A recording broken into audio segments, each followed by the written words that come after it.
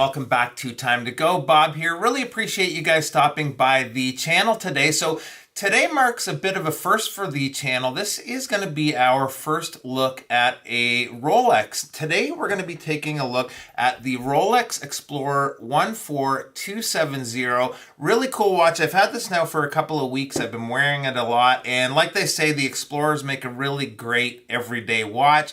Now, this one was sent in on loan from a good friend of mine. Make sure to give him a follow at LD Doan on Instagram. He's the same guy that lent in the Tudor GMT the other week. Really cool guy. He's got a really great collection. So let's spin the camera around. We'll take a closer look at the Explorer.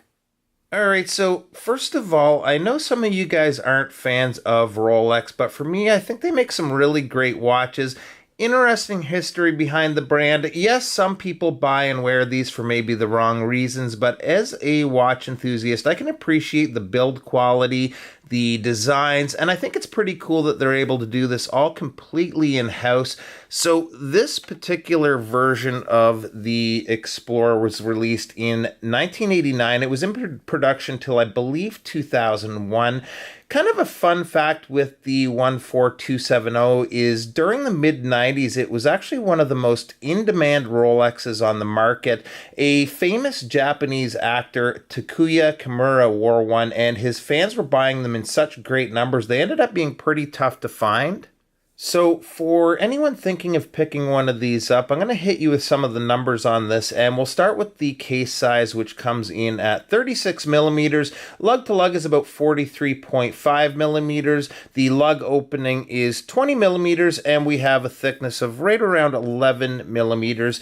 The water resist is 100 meters. We have a sapphire crystal, and the watch houses the Rolex Caliber 3000 movement, which at the time was also used in the Air King and the Submariner.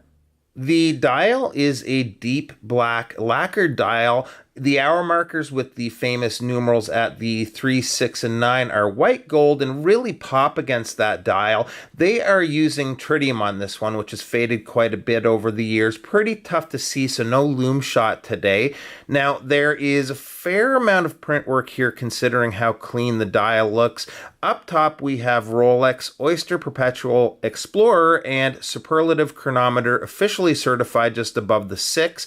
We have the Mercedes hour hand, a sword style minute hand, and the Lollipop second hand. And with everything combined on the dial, you end up with a very legible watch. Simple, but really beautiful. The Oyster case is such a classic design, which is why it stood the test of time.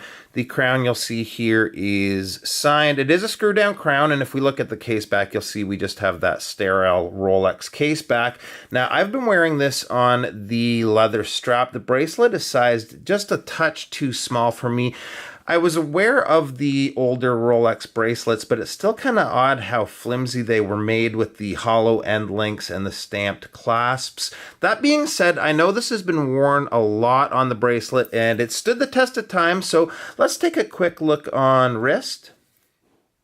All right, here it is, and for me this is a little smaller than what I'd usually wear, but it was kind of fun wearing a watch this size for the last few days. Now, my wrist, by the way, is about 7.25 inches, just for your reference. I've tried the newer 39 millimeter Explorer and really like that too. I've never owned a Rolex and don't have immediate plans to either, but I've tried on quite a few models. There's two that really speak to me the most, and that's the Explorer 2. Really like both the black and polar versions, and I know it's not a fan favorite, but the Milgauss, it's kind of a quirky model, but that's the one I'd say I'm the most drawn to, particularly the blue dialed one. This Explorer, though, is a really perfect everyday watch. It's kind of under the radar for Rolex, and with the combination of the sports and dress watch, it's just so versatile. So that's it, guys. Just a quick one today. Thanks again to @LD for lending this in. Had a blast spending some time with it. Make sure to give him a follow on Instagram. Thanks to you guys for stopping by today, and we'll see you real soon. Bye-bye.